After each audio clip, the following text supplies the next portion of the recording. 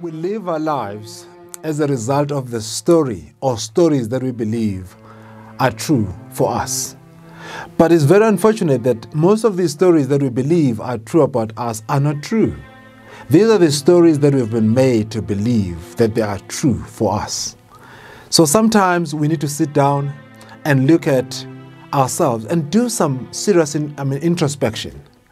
And my story is as follows. I mean, you've got a fascinating story yourself, and I think what I like about how you apply your personal story to leadership, helping people go from dark, biased, really confused ways of thinking to lighter, abundant, promising ways of thinking. Yes. That fundamental shift is very unique. And I want you to shed a little bit of light by telling us a little bit about your story, how you went from a dark place to a place of light to get to this point where you can share your work at such a high level. Wow, you know, when it comes to my story, I'm just a simple boy that was born in Soweto. And I was born in this family that didn't have much, but they had a lot of love. And this is the love that actually kept me going, and my siblings, and through the challenging times. And when I tell my story, I always like to contrast it to 1994, because 1994 was the era that actually brought some hope, that brought some light. And when you look at that, and I contrast it and break it down into 12 years, in segments of 12 years. When you look at 12 years before 1994, that's when I had a challenging time. I had those periods, in my life where things were very difficult because I lost my father. While I was still trying to recover from that, then I lost my mother, then I lost my brother. And when I look at how all in 12 years. All in 12 years. Wow. And this actually plunged me into mental darkness.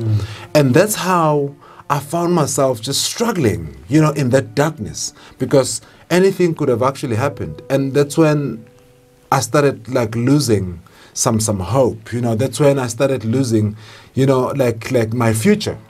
But I had to find something to do this, to work around that. But what's important is that 12 years, just before 1994, just before that, new dispensation, I was in the mental darkness. I was doing things, but it could have gone wrong. Yeah. And I could have actually lost everything. Many people have committed suicide. It could have buried you. Like you said, that it could have actually buried me. Yeah. When I look at how I actually went through that, it wasn't easy, but I must really say that was the first 12 years. And came 1994. It brought hope. We saw Nelson Mandela coming in and telling us that, you know what, you are the master of your fate. You are the master of your destiny, and that you need to take charge of what's happening. And also you need to forgive, because I had gone through a lot of things that could have actually got me trapped in terms of losing forgiveness and forgetting about it. So the second 12 years now, it actually helped me to start working on myself, hearing those words of hope. Because when you look at Africa itself, as we are here in Africa, Africa is about light. The definition of Africa is about sunny. It's about bringing hope. So when I looked at that, and then I looked at what Nelson Mandela was saying and what was happening at the time, everyone was hopeful of a brighter future.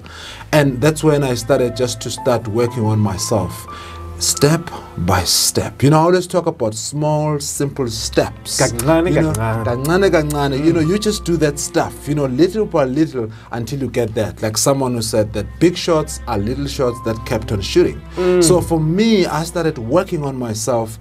It was very difficult, starting now to learn how to forgive, starting to accept myself for who I am and who I was at the time. So that was something that was challenging. So the second 12 years was about me just picking myself up, taking it step by step, moving myself from mental darkness into mental light. And then came the other 12 years. But before you go to the third 12 years, yes, what I like about this is that the environment influences the individual. Yes. And I think every leader needs to recognize this, is that you've got to be thinking about, what is your 1994? Yeah. Maybe it's a cultural shift. Maybe it is a leadership team that's highly diverse. It has a lot of women on it, Yeah. you know, or it has, you know, young people contrasted with old people, but maybe shifting the environment. Your 1994, what is the thing that's going to inspire your team to find hope in themselves? And that's what I like about your story, is that in that 12 years where you started to find light little by little, it was seeing light in the politics, seeing light in yourself. I mean, you were studying, you were learning as much as you possibly could about the brain, all of that stuff. Here comes your third 12 years. Yes, now the third 12 years, because the second one I was still trying to find myself. Now, the third 12 years, that's when I started like developing myself, getting to learn more about the human behavior, getting to understand this complex machine that we call the brain. And that's when I started just looking at how I can actually be able to use that with, combining that with my other skill set, which is engineering.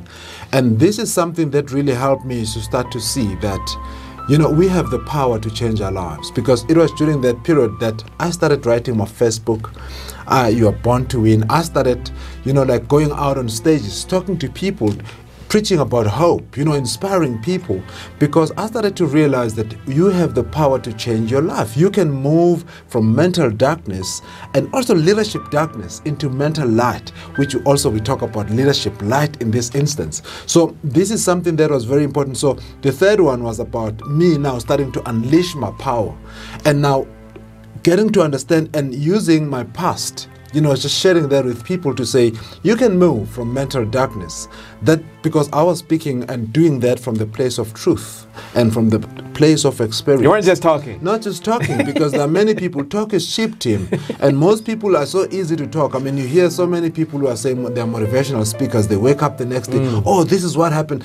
But to me, I always say to people, what's important is that don't just talk inspiration, but be the inspiration.